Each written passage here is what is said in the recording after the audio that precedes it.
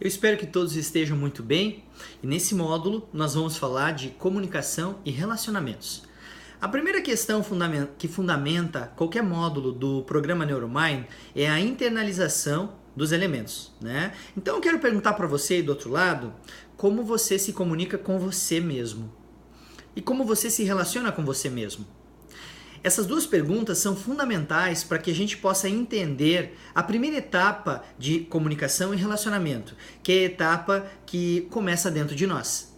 A forma com que nós nos entendemos, nos criticamos ou não, com que nós nos relacionamos conosco mesmo, ela vai impactar diretamente nas relações exteriores, sejam elas relações pessoais ou profissionais. Na realidade, não há muita diferença.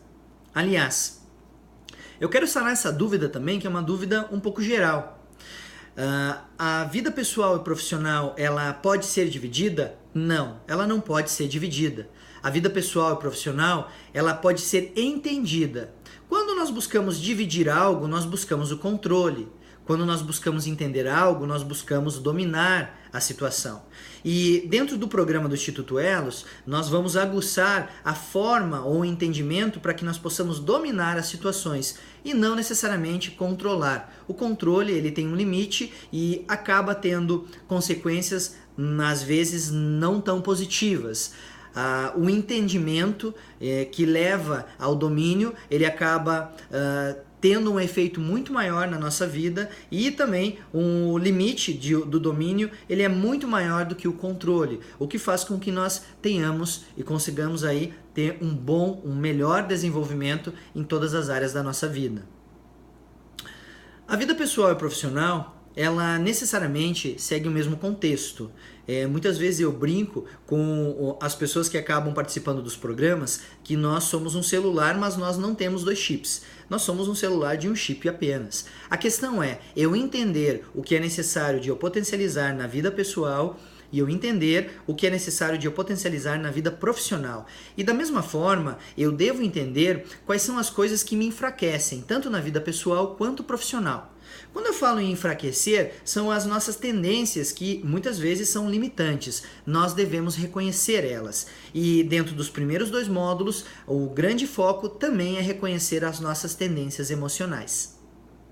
Relacionar-se quer dizer abrir caminho. E abrir caminho quer dizer saber se colocar no lugar do próximo. É muito importante nós começarmos a repensar em que sensibilidade nós temos em poder se colocar no lugar das pessoas. É muito importante nós começarmos a se perguntar se a forma com que nós nos comunicamos, ela é uma forma objetiva, clara, se eu consigo ter uma expressão corporal que seja adequada para o momento, se o meu traje, o meu marketing pessoal está me auxiliando para aquela determinada situação, e tudo isso cria um contexto de comunicação. Sabemos que a comunicação de voz, ela representa menos de 20% da comunicação total que nós temos. A comunicação do corpo ou a linguagem corporal, ela representa 80% ou mais de 80% da comunicação que nós temos. É importante então você aí sempre analisar o contexto de toda a situação. Uma questão importante é que nós buscamos também criar um momento de conexão com o outro, seja qual for o tipo de relação que nós estamos tendo. A conexão com o outro ela é criada, como havia falado, através da empatia. Falando de uma forma bem objetiva, as técnicas que nós podemos ter para a gente criar empatia, elas se fundamentam em uma principal técnica: espelhamento. Nós e todos os seres humanos têm a capacidade de espelhar o comportamento um dos outros. De uma maneira mais sintética, eu vou te explicar o que é.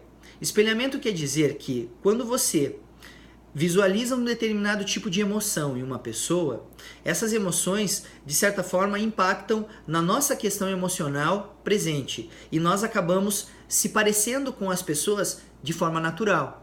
É só você imaginar um amigo seu triste e quando você vai chegar perto dele, se as suas emoções acabam mudando ou não. Vamos usar isso ao nosso favor.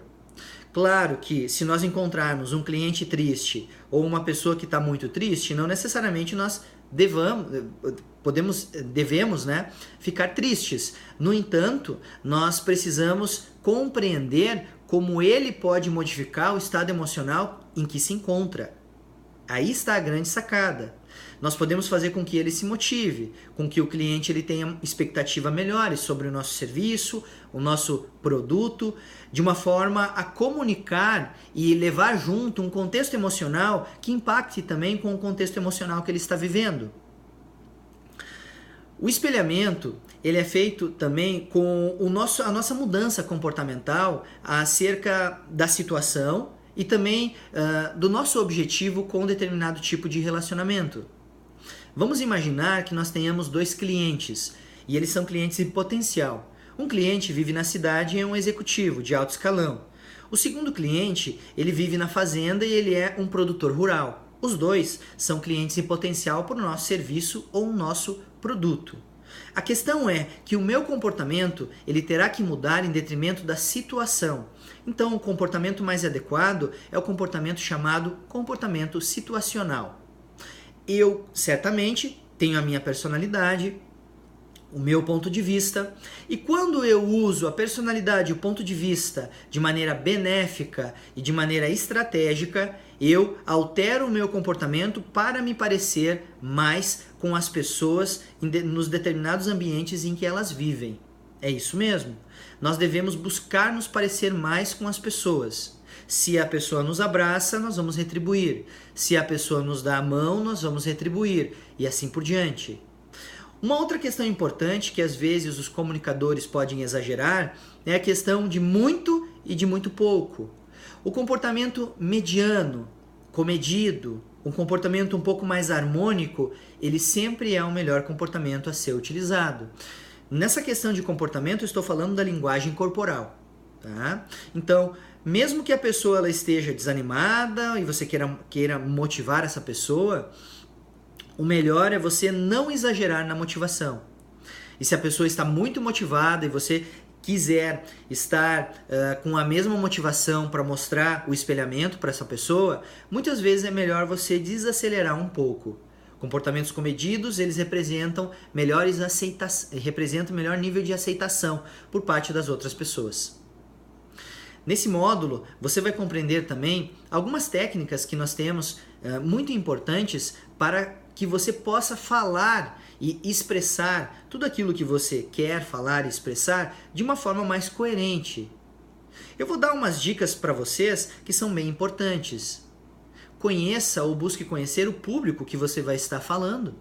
Saiba mais ou menos se o público ele já é formado em determinadas áreas, se tem conhecimento sobre aquilo que você vai falar, se é um público que desconhece totalmente o conteúdo, para que você possa modular, adequar a forma de comunicação que você vai usar no momento da sua fala. Uma segunda importante dica, no momento de oratória, é muito importante salientar de que a voz ela deve compreender o espaço. Ou seja, você deve usar o tom de voz no qual possa atingir todas as pessoas, de certa forma, os ouvintes eles possam te ouvir, mas não precisa gritar para as pessoas e nem falar baixo demais. Uma outra coisa importante que eu uso muito na comunicação é o sorriso. O sorriso ele abre mecanismos muito importantes e inconscientes nas pessoas que acabam sendo nossas ouvintes. Quando nós sorrimos, nós criamos ligação inconsciente com as memórias em que as pessoas foram felizes, tiveram momentos felizes e acaba tendo uma conexão maior com o público ouvinte. Seja o público ouvinte ou a pessoa que você está negociando. É muito importante você verificar que uma técnica fácil e prática de poder aprimorar ainda mais a sua comunicação é falar na frente do espelho, escolher alguns tipos de conteúdos e começar a falar aleatoriamente, para você verificar a sua expressão corporal, para você verificar a forma com que você olha para as pessoas, para você verificar a forma com que você consegue ter o tom da voz. Todas essas questões são importantes e elas fazem parte de uma autoconsciência, para que nós possamos fugir do orador imaginado e começarmos a enxergar o orador real, que são duas formas de reconhecer o nosso potencial. O primeiro, o orador imaginado, é a forma com que nós achamos que podemos nos comunicar. E o segundo, o real, é aquela que realmente nós nos comunicamos e aceitamos também as nossas dificuldades em prol de uma melhoria contínua dentre as limitações que todos nós temos. Eu espero que nesse módulo você possa ler os livros que nós temos disponíveis, e eles são muito bons, escolhidos por mim, e também possa assistir os vídeos que falam de personalidade, falam de toda a questão dos elementos internalizados e como eles afetam a nossa vida. Um grande abraço a todos e até o próximo vídeo.